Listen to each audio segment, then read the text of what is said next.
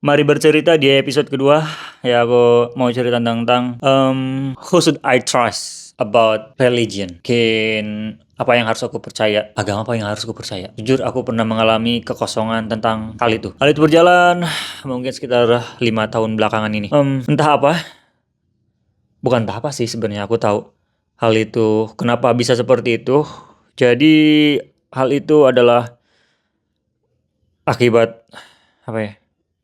Yang pertama sih ya akibat banyak perselisihan di keluarga, banyak perbedaan pendapat di keluarga, dan semakin aku terus belajar dan mencari, ya semakin aku selalu pergi keluar, ngelihat sana sini, bercengkrama sama orang-orang lain, dan disitulah hal itu muncul. Faktor utamanya yaitu adalah pola pikir, perselisihan di keluarga, dan hal-hal yang ada di keluarga dan lingkungan sekitar yang banyak yang nggak masuk akal sih sebenarnya.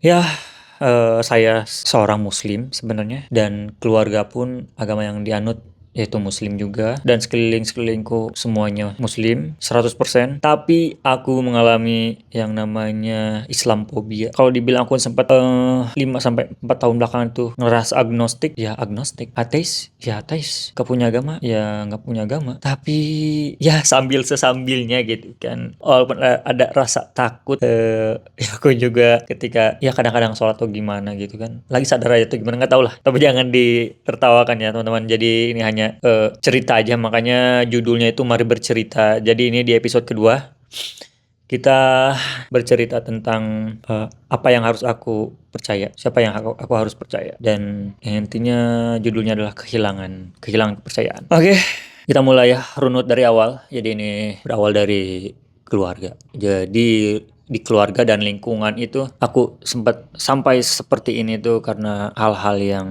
gak masuk akal, gak masuk di logika. Karena aku tuh beragama itu aku menggunakan logika. Mungkin itu kesalahan saya, kesalahan aku. Tapi kan itu menurut kepercayaan aku. Jadi ya itulah. Yang pertama sih hal-hal yang gak masuk akal itu seperti apa ya? Hal-hal yang ada di barang, yang ada di kertas itu ada tulisan Arab atau apa, dan itu digunakan buat apa ya? Entah itu pengobatan, entah itu untuk menjauhkan dari apa ya? Ya entah itu dari syaiton, dari penyakit atau apa, dan hal-hal seperti itu yang nggak masuk akal, atau mungkin kekebalan, atau mungkin ya intinya kekebalan kayak gitu-gitu sih. Pertama sih yang bikin aku seperti ini, yang aku selalu berpikir itu, yang pertama itu tuh di rumah itu dan di sekeliling rumah pun, dan sampai jujur kayak guru ngaji aku pun mengajarkan hal itu. Sorry, ini jangan ketawain. Aku tuh, ya aku juga dulu pas kecil itu ngajinya tuh rajin banget. Karena mungkin aku orangnya berpikir jadi, dan pakai logika juga ya. Jadilah seperti itu. Pertama sih kayak ada hal-hal tulisan Arab kertas gitu yang ditulis terus ditempelin di depan rumah atau di pintu rumah, ruang tamu, pintu utama lah. Suka tuh ditulis terus ditempel di atas. Ada hal-hal seperti itu, dan juga ditempel biasanya sih di kamar, atau mungkin kebanyakan sih di pintu-pintu. Dan ada juga ya tulisan Arab gitu, tulisan kertas gitu. Terus dicelupin ke air mandi, air minum. Ya itulah, hal-hal itu menjadi logikaku bermain dan gak masuk akal bagi aku pribadi. Maaf, jangan dijudge. Mungkin aku mainnya kurang jauh atau agamanya kurang jauh atau gimana. Ini hanya cerita saja ya. Ya, jadi hal itu yang aku alami.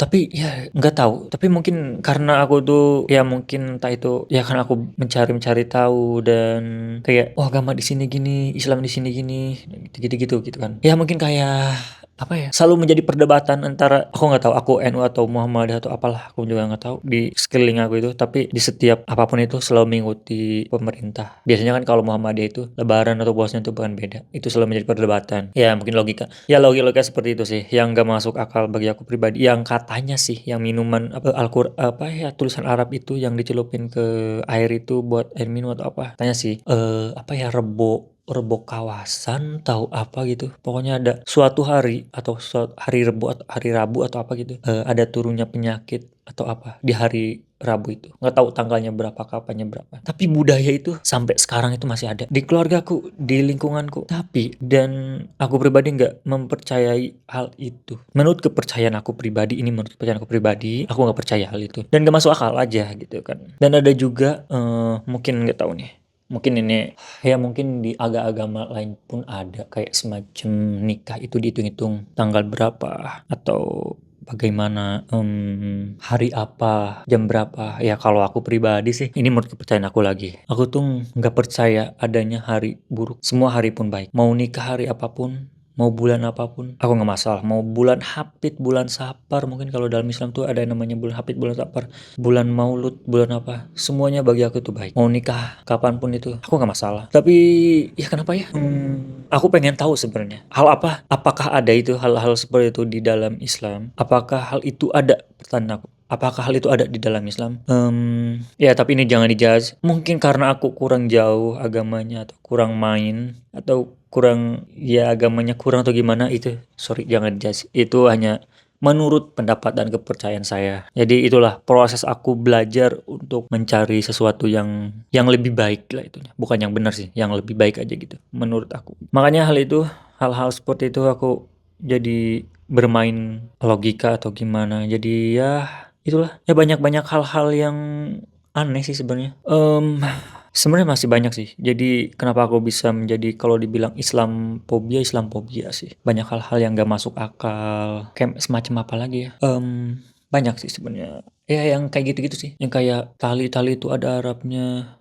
Katanya sih buat jaga-jaga atau apa. Tapi aku itu hal itu nggak percaya. Nggak tahu. Di dalam Islam itu hal-hal seperti itu sebenarnya ada atau enggak. Tapi aku percaya di dalam Islam yang yang sebenarnya itu hal-hal seperti itu sebenarnya nggak ada. Makanya kalau bilang aku jadi Islamfobia sih. Karena di lingkungan aku, di sekitar aku tuh banyak hal orang-orang melakukan hal seperti itu. Ya karena seiring berjalannya waktu juga, seiring perbedaan pendapat dan lain hal. Dan kalau bilang di keluarga itu ada seorang ya lah. Ya kalau aku tuh ada yang kalau dibilang sampai kelewatan dengan hal-hal beragama sih. Ya mungkin banyak di luar sana orang jadi gila gara-gara agama banyak. Aku sering ngeliat. Nah makanya itu aku menjadi Islamophobia. Nggak tahu hal apa yang menjadi gila, tapi banyak sih seperti itu. Dan ya aku sekarang sering belajar dan aku sering pindah keluar kota dan bukan hanya agama Islam yang ada di Pulau Jawa aja. Aku mengenal, bukan aku untuk mengenal sih, belajar untuk mengenal perbedaan-perbedaan, tapi itulah perbedaannya. Tapi aku hormati hal itu. Silahkan, tapi ya aku belajar mencari untuk yang terbaik. Ya mungkin selalu ada perbedaan kayak semacam apa ya, jarah kubur. Mungkin di bukan sekte ya. Mungkin di bukan apa ya? Mungkin di golongan ini tuh kekuburan itu dilarang, di yang sebelah kanan dibolehkan, tapi nggak tahu mana yang benar mana yang salah. Jadi itulah hal-hal yang menjadi sebuah pemikiran aku menjadi ya lebih luas lagi. Kalau dibilang lebih mencari mana yang salah mana yang benar, tapi ya itulah perbedaan dan sebenarnya harus kita hormati. Ya sering berjalannya waktu aku pelajari, aku ingin tahu tentang agama lain pun. Ya yang aku anehnya itu ternyata di agama lain pun, di kepercayaan lain pun ada yang namanya setelah mati itu ada 3 hari, 7 hari, 40 hari gitu. Ya, kayak gitu-gitu. Ternyata di Islam pun ada, di agama lain pun ternyata ada. Tapi aku nggak mau nyebutin agama apapun itu, tapi ada. Karena bukan ada sih. Nggak tahu itu mungkin kalau di Indonesia itu budaya atau seperti apa. Mungkin itulah mungkin aku ngerasanya sih itu budaya. Cara budaya Indonesia seperti itu. Tapi aku hormati itu. Ya sering berjalannya waktu aku belajar sedikit budaya juga Indonesia seperti apa. Dan sering apa ya, hal-hal yang aku pelajari nggak masuk akal bahwa itu nggak baik, nggak benar gitu. Jadi itulah aku sampai merasa kekosongan, sampai kosong. Dan ya udah aku nggak ngelakuin hal yang dulunya aku lakuin. Ya aku cuman lurus aja, ya hidup makan tidur kayak gitu aja. Yang namanya ibadah itu kalau dibilang sempat aku hilangin, ya hilangin. Dan disitulah proses untuk mencari belajar. Tapi mungkin banyak orang juga di luar sana ya sampai nggak percaya hal itu. Tapi aku ya selama aku mempelajari, kalau untuk memilih agama mana yang salah mana yang benar, sebenarnya nggak ada yang salah nggak ada yang benar, nggak ada yang salah. Maksudnya kalau bagi aku semua semuanya benar. Tapi ya sampai saat ini kalau dibilang aku kembali menemukan hal kepercayaan itu, aku menemukannya, aku berpikir secara logika lagi. Ya aku kembali lagi kepada Islam dan aku proses belajar lagi untuk mencari tahu seperti apa yang baik itu. Ya kayak ritual, hal-hal yang perlu dilakuin dan gak perlu dilakuin, ya hal-hal yang harus dijauhin dan apa yang harus kita dekatin dan seperti itu. Permasalahannya sebenarnya kompleks banget, tapi selama ini aku percaya pada Islam karena ada beberapa hal yang bikin aku tercengang, bikin apa ya namanya? Aku sih lebih mengambil pada pola hidup sih, kesehatan kayak macam-macam lain. Misalkan kenapa di dalam Islam tuh nggak boleh minum khamar atau alkohol. Jujur aku minum khamar, peminum. Tapi kenapa dilarang dalam Islam? Kenapa haram? Itu bisa haram. Ya karena itu tuh nggak baik buat kesehatan. Contoh ada lagi pun minum. Ya aku lebih berlogika pada kesehatan sebenarnya. Kenapa aku bawa Islam tuh bagi aku tuh baik. Tapi nggak ada agama yang buruk. Semuanya baik. Tapi aku lebih pilih Islam, itu aja sih. Kayak minum, kenapa minum harus duduk? Dan itu tidak ada sebab akibatnya. Di dalam Islam tuh minum yang baik itu adalah duduk, bukan berdiri. Ya intinya duduk. Kenapa di dalam Islam tuh diajarkan semacam apa ya, lupa aku. Dan ternyata di dalam dunia kedokteran pun minum yang baik itu duduk. Itulah aku belajar. Ya lebih ke logika-logika seperti itu dan lebih yang aku apa ya? Kenapa aku milih kembali ke Islam itu karena aku suka dengan Islam tuh mengajarkan kesehatan, pola hidup dan awareness. Nah, semacam kayak kerudung. Kenapa cewek harus pakai kerudung, harus tertutup dan lain hal. Oh, ternyata biar apa ya? Ya kitanya terjaga, biar mungkin ada hal-hal yang negatif semacam apa ya? Mungkin kalau kita pergi keluar cuma pakai bikini, pasti ada aja kalau di negara kita tuh ada yang Noel lah, ngegoda lah atau kayak gitu-gitulah. Ya mungkin itulah alasan kenapa di Islam harus buat wanita itu pakai yang tertutup. Bukan tertutup semuanya ditutup, tapi ya intinya hal-hal yang bikin sensitif itu ya tertutup lah. Kayak apa lagi ya? Banyak kan sih dari kesehatan sih yang aku ambil hal-hal seperti itu. Kayak semacam tidur.